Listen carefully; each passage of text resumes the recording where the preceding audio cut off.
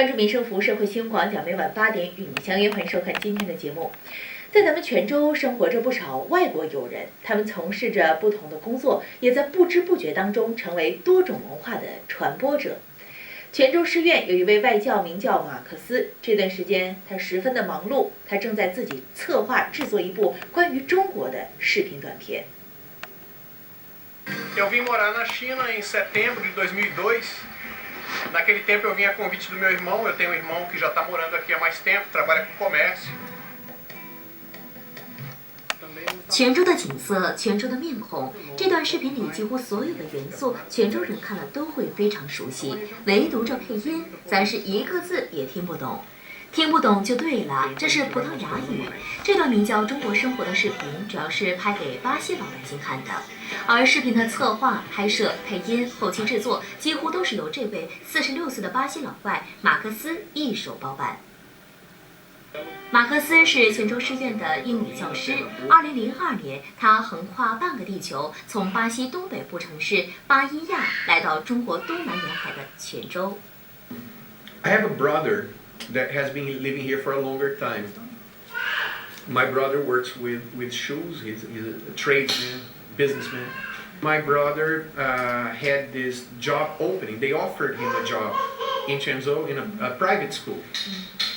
But he was too busy, so he couldn't take the job. So he called me and he asked me if I would like to come and have a try. And I thought, oh my God, China? No, China is too far. Não é normal. 10年前的马克思对中国知之甚少，认知上的匮乏让路程显得格外遥远。 Until now, the general image that most people in Brazil have about China is a good image, but it's very superficial, very shallow. People don't know much about what China really is. It's a lot of imagery that we have from the movies from the 1960s, 1970s, and more people to be riding bicycles in the street. And when I arrived in Xiamen. And when I looked around and I saw Xiamen is a beautiful city and buildings and wide streets and people dressed in fashionable clothes, and I looked, hey, is this China? 来到泉州后，马克思开始了自己的外教生涯。10年的工作生活让他感受到，现在的中国早已不是老电影中的那个样子。Yes, well, I have been all around Quanzhou actually. I've been out many times. I drive. I have a Chinese driver's license. I am very familiar with the bus system, so I have been to many places in Quanzhou. I like the parks. I like the beach and the temples. You like the nature? I like the nature. I like the nature. 2007年，马克思和同样在泉州工作的漳州姑娘小戴成家，儿子现在已经快2岁了。马克思热爱音乐，在妻子的帮助下，他开始对中国和巴西的一些著名歌手进行互译。这首葡萄牙版的《月亮代表我的心》就是他的得意之作。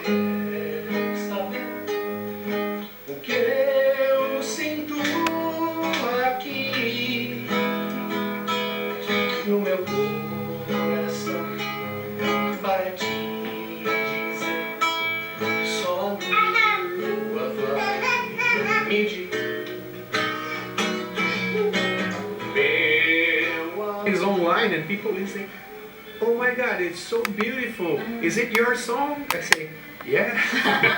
No, I don't say that. 音乐只是文化交流的桥梁之一。马克思想进一步把泉州的风土人情介绍给家乡人，于是，一个推进中巴友谊项目的想法开始在他的脑海中成型。去年9月，马克思正式启动这个推进中巴友谊项目，其中最重要的一个部分就是制作名为《中国生活》的视频短片。为此，马克思拿起了摄像机，记录下他眼中的泉州。对于自己一手打造的中国生活，马克思最大的要求就是真实。It's a real view. We are not trying to show the most beautiful things on the eye. We just show what's on the way. It's the real one. It is the real one. Which, for most part, people think, oh, it's beautiful. Look, China. China has very blue sky. I didn't know it was like this, you know. Lots of people think, oh, China, very big population. The sky must be very gray.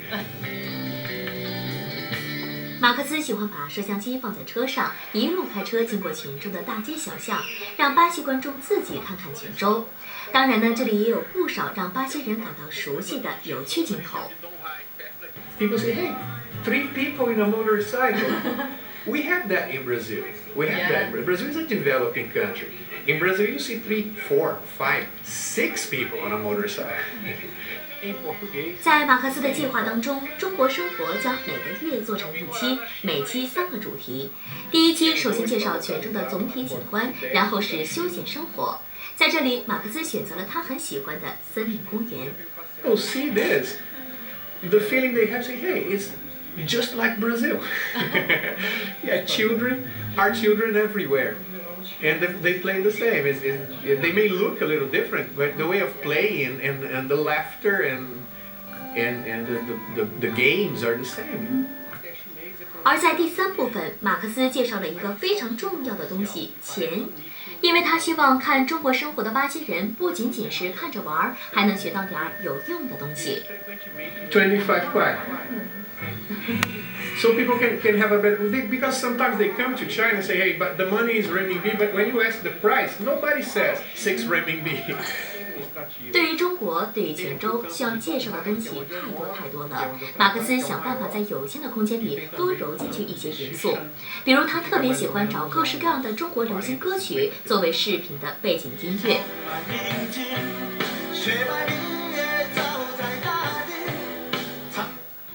Here comes but people love this song. I love this song. And people find it, oh, is this Chinese music? I say, yes. You're sure? Yes, I'm very sure. People can't imagine that in China you have rock, you have blues, you have all kinds of things, you know. 去年底，马克思把中国生活第1期视频放上网，数不清的巴西观众给他发来邮件，表扬的同时，也提了自己的希望。I have like 2 or 3 people asking me to show the nightlife. I said, can you go out in the night, go to some bar, to some club and show the nightlife? I said, yeah, we can do that. Why not? We will do that.